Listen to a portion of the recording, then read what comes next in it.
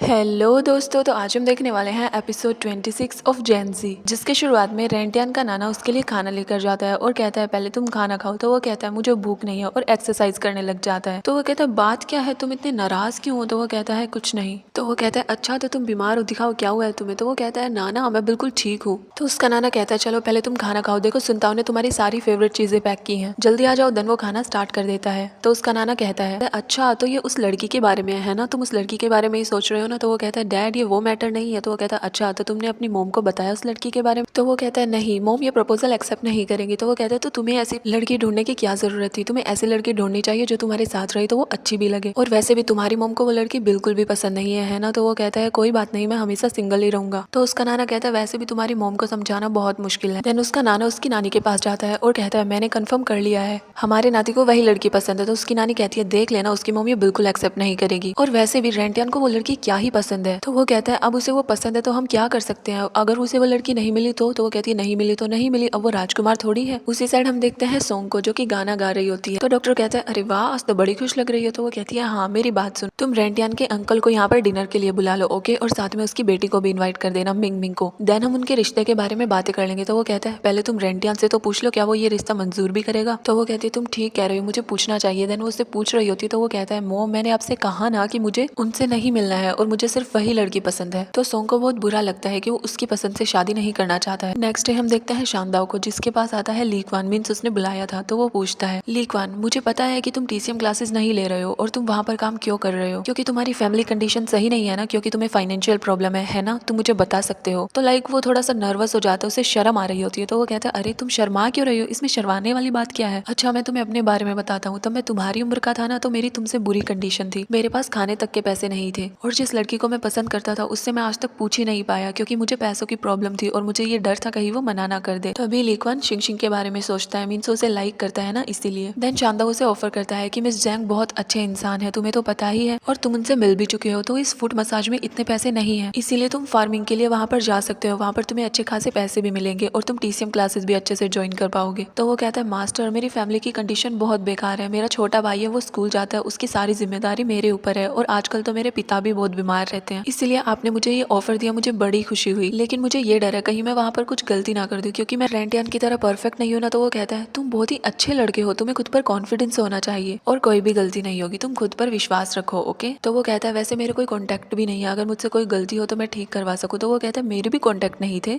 और हमारे जैसे लोगों के होते भी नहीं है, लेकिन तुम्हें सिर्फ मीठी मीठी बातें करनी है और हार्डवर्क करना है, दैट्स इट। एंड या वो रेडी था ये सब करने के लिए। नेक्स्ट सीन में हम देखते हैं सभी बॉडी मसाज करवा रहे होते हैं, तभी वहाँ पर शानदाव लीक्वान को लेकर आता है। तो सुनदाव ये देखकर खुश होती है। देन शानदाव कहता है देखो मैं किसे लेकर आया हूँ। तो वो कहता है किसे लाए हो। तो लीक्वान डॉक्टर के ऊपर हाथ रखता है और कहता है मास्टर मैं हूँ। तो जैसे ही वो ये सुनता है सरप्राइज हो जाता है, कहता है ओ लीक्वान तुमने बहुत अच्छा किया कि तुम वापस आ गए, अच्छा आप कपड़े बदल लो एंड रेडी हो जाओ। देन शानदाव उसे बताता है कि इसके घर की कंडीशन सही नहीं है, मैंने तुम्हें बताया था ना, इसीलिए मैंने पैसे भिजवा दिए हैं। तो डॉक्टर कहता है तुम इसके मेंटर हो और ये मुझसे ज्यादा तुम्हारे करीब है, तो तुम्हें ही इसका ध्यान रखना है। तो वो कहता है हाँ हाँ बिल्कुल मैं इसका पूरा ध्यान रखूंगा, क्योंकि तब मैं इसे देखता हूँ ना मुझे अपने दिन याद आ जाते हैं, इसीलिए मैं इसकी हमेशा मदद करूंगा। देन वो डॉक्टर से किसी रीयूनियन में आने के लिए बोलता है। तो डॉक्टर कहता है तुम्हें पता है ना मैं 30 सालों से उसमें नहीं गया हूँ, तो मैं अभी भी नहीं जाऊंगा। तो वो कहता है अरे इस इवेंट को जो ऑर्गेनाइज कर रही है ना वो हमारे क्लास की स्टूडेंट है, और इसी वजह से वहाँ पर लिटिल आर्क भी आने वाली है, इसीलिए तुम्हें चलना पड़ेगा। तो जैसे वो ये सुनता है वो शॉक्ड हो जाता है और कहता है सच में, और जैसे लिटिल आर्क का नाम सुनती है उसे वो बात याद आती है कि रेंटियान ने बताया था कि मेरे पापा की गर्लफ्रेंड है जिसका नाम लिटिल आर्क है। तो वो कान लगाने की कोशिश करती है। तो सांदाव बोल रहा होता है कि तुम्हें कुछ नहीं करना, बस ऑनलाइन रजिस्टर करना है। तो वो कहता है ठीक है मैं जरूर आऊंगा। देन उसके जाने के बाद डॉक्टर सुनताव से अपना फोन मंगवाता है। तो वो कहती है अरे आपके फोन में मैं रजिस्टर कर दूंगी। तो वो कहता है तुम क्यों, मैं खुद कर लूंगा। तभी वहाँ पर सोंग और रेंटियान आते हैं। तो सोंग पूछती है अब ये शानदाव क्या खिचड़ी पका के गया है। तो वो बताता है कि एक रीयूनियन है, मुझे वहाँ पर जाना है। तो सोंग कहती है 30 साल से तो तुम वहाँ पर जा नहीं रहे हो, अब क्यों जाना है। तो वो कहता है बस ऐसे ही। ऑल्सो सुनता हूँ रेंटियान को ये बात बताने की कोशिश करती है, लेकिन सोंग उसे बुला लेती है और कोई काम बता देती है। देन तब डॉक्टर रजिस्टर कर रहा था तो सुनता देखने की कोशिश कर रही थी। तो वो बोलता है तुम अपना काम करो। नेक्स्ट सीन में हम देखते हैं लेले की टीचर को, जो कि लेले की मॉम के पास कॉल करती है और बोलती है क्या आप अपने बेटे को पिक नहीं करने वाली है, क्योंकि आज इसकी दादी नहीं आई है। तो जैसे ही ये सुनती है वो शॉक्ड हो जाती है और बोलती है क्या इसकी दादी से पिक करने के लिए क्यों नहीं आई है। देन वो फटाफट से लेले के पास जाती है, उसे पिक करती है और पूछती है इसकी दादी क्यों नहीं आई। तो वो कहती है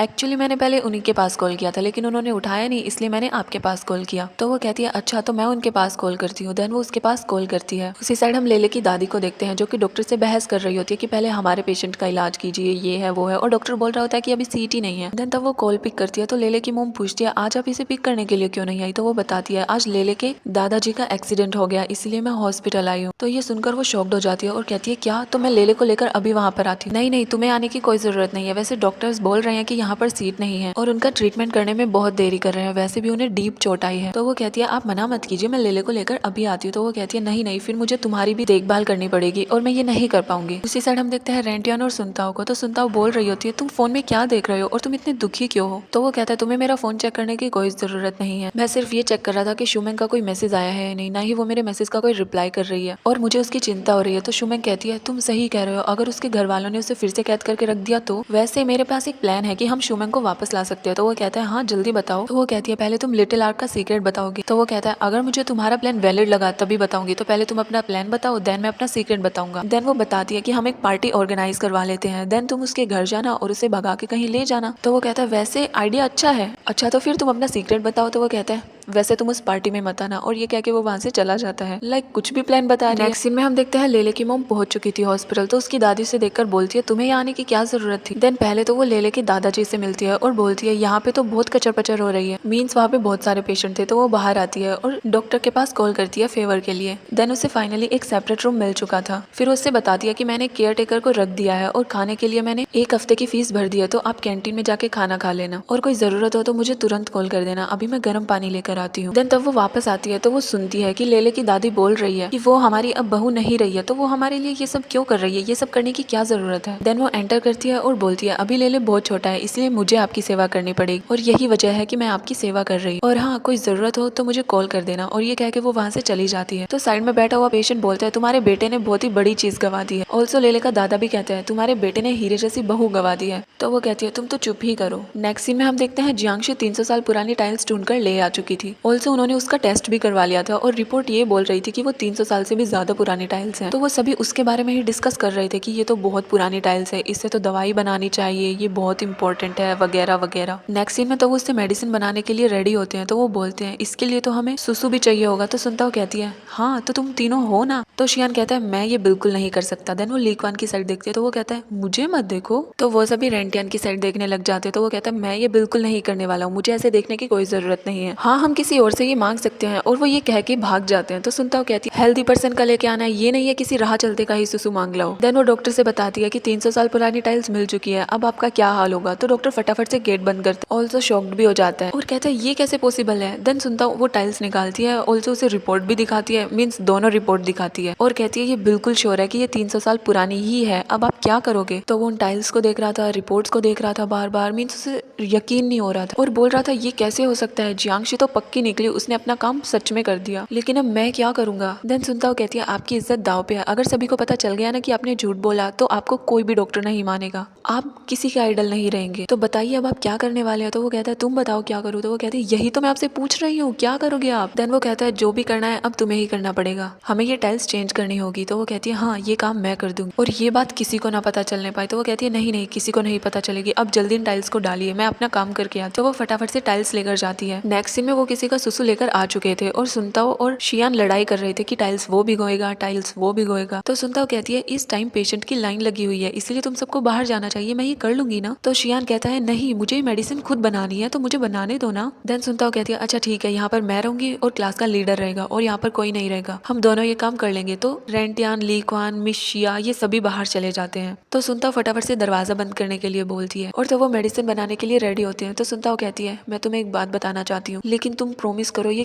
किसी से भी नहीं कहोगे, लिटरली किसी से भी नहीं। तो वो कहता है हाँ बताओ, मैं किसी को नहीं बताऊंगा पक्का। उसी साइड हम देखते हैं रेंटियान को जो कि शुमेंग को कॉल करता है, लेकिन वो अकेली बैठी हुई थी अपने रूम में, उसका कॉल पिक नहीं कर रही थी। तो उसे मैसेज भी करता है कि मुझसे बात तो करो। उसी साइड हम देखते हैं सुनताओ को जिसने शियान को सारी बातें बता दी थी और वो बिल्कुल शॉक्ड था और बोल रहा था हम उन्हें धोखा नहीं दे सकते हैं, ये तुम कैसे कर सकती हो, हमें उन्हें सच बताना चाहिए। और ये क्या कि वो जाने वाला होता है। सुनताओ कहती है हाँ हाँ जाओ बता दो उन्हें, फिर वो दोनों जीते जी मर जाएगी, है ना। हमने उनसे झूठ इसीलिए बोला था कि उनके मन में एक उम्मीद रहे कि वो ठीक हो सकती है, लेकिन अगर हमने सच बता दिया ना उसकी सारी उम्मीदें टूट जाएंगी। और वैसे भी एक बार तो उसने खाना पीना सब कुछ छोड़ दिया था, वो जीना ही नहीं चाहती थी, क्या तुम ये चाहते हो वो फिर से यही करे। तो वो कहता है अगर हमने ये मेडिसिन बनाई और इससे वो ठीक नहीं हुई तो इसके बाद भी तो वो मरने की कोशिश करेगी। तो वो कहती है वो प्रॉब्लम बात की है, पहले हमें ये प्रॉब्लम सॉल्व करनी है, ओके। तो वो मान जाता है और कहता है आगे से ऐसा कुछ नहीं होना चाहिए। तो वो कहती है बिल्कुल नहीं, लेकिन इस बार साथ दे दो प्लीज। तो वो कहता है चलो ठीक है। नेक्स्ट सीन में हम देखते हैं शुमेंग सूप पी रही होती है और बोलती है ये सूप वैसे हम क्यों पीते हैं, इससे मिल्स को एनर्जी मिलती है। तो वो कहती है फिर मैं क्यों पी रही हूँ। देन सॉन्ग बताती है कि जो गर्ल्स की मंथली प्रॉब्लम होती है उसकी वजह से हमें वीकनेस आ जाती है, तो ये उसकी पूर्ति करता है, इसीलिए ये सही होता है। तो वो कहती है मुझे ऐसा नहीं लगता कि मेल्स के अंदर ये एनर्जी देता है और फीमेल्स को बैलेंस करता है। मतलब मैंने किसी बुक में पढ़ा है कि कोई भी चीज अगर अच्छी हो तो वो सबके लिए एक जैसी ही होती है। देन मिस डोंग कहती है डॉक्टर आपने मुझसे कहा था कि ये लड़की बहुत स्मार्ट है और आज मुझे पता भी चल गया, ये आपको चैलेंज करती है हर बार। देन रेंटियन उससे पूछता है वैसे तुम सोई कहाँ पर थी। तो वो कहती है तुम्हारे साथ ही तो सोई थी। तो ये सुनकर सब शॉक्ड हो जाते हैं और कहते हैं क्या क्या कहा तुमने। तो वो कहती है हाँ हम वो सब कर कर सो गए थे, हमें पता भी नहीं चला। तो डॉक्टर पूछता है क्या किया तुम लोगों ने, मतलब क्या बोलना चाहते हो तुम। तो वो कहती है अरे ये सब छोड़िए फालतू की बातें हैं। देन डॉक्टर उसे बताने लग जाता है कि पुराने जमाने में लोग खेतों में काम करते थे, उन्हें पसीना आता था, लेकिन आज के टाइम में लोग एसी में बैठे रहते हैं, ना आप कोई एक्सरसाइज करते हैं, सिर्फ फोन चलाते रहते हैं। वैसे तुम्हें इसका रीजन पता है कि गर्मियों में ही वाटरमेलन क्यों खाया जाता है, क्योंकि पहले तब लोग खेतों में काम करते थे ना, तो पसीना निकलता था और उनमें पानी की कमी आ जाती थी, इसलिए वो वाटरमेलन खाते थे ताकि ये गर्मी की पूर्ति कर सके। देन सॉन्ग उससे बताती है जो मंथली प्रॉब्लम होती है ना, उसमें जो पेट में दर्द होता है उसका एक रीजन ये होता है कि हमें बहुत ज्यादा सर्दी लगती है, इसलिए हमें सर्दी से बचना चाहिए और यही रीजन है कि हमें बड़ी सॉक्स पहननी चाहिए। एंड या वो हेल्थ की और ये सब बातें करने लग जाते हैं। नेक्स्ट सीन में हम देखते हैं रेंटियान और सुनताओ दोनों शुमेंग से मिलने के लिए गए थे, लेकिन उसका डैड उसे मिलने नहीं दे रहा था और बोल रहा था अगर वो अपनी मनमानी करेगी ना तो वो बिगड़ जाएगी और हम ऐसा नहीं चाहते हैं, इसीलिए हम उसे कंट्रोल कर रखना चाहते हैं। तो रेंटियान कहता है आप ऐसा नहीं कर सकते, तो वो हमारे घर पर रहती थी तब तो उसे दौरे नहीं पड़ते थे, तो अब क्यों पड़ते हैं। तो वो कहता है वो 18 साल की है और अब मैं उसे तुम्हारे घर नहीं रख सकता हूँ। देन सुनताओ कहती है वो एक बालिग लड़की है जिसे आप कैद कर नहीं रख सकते हैं, और आप कहें तो मैं इसकी सजा भी बता देती हूँ। और इसी के साथ हमारे एपिसोड की एंडिंग होती है।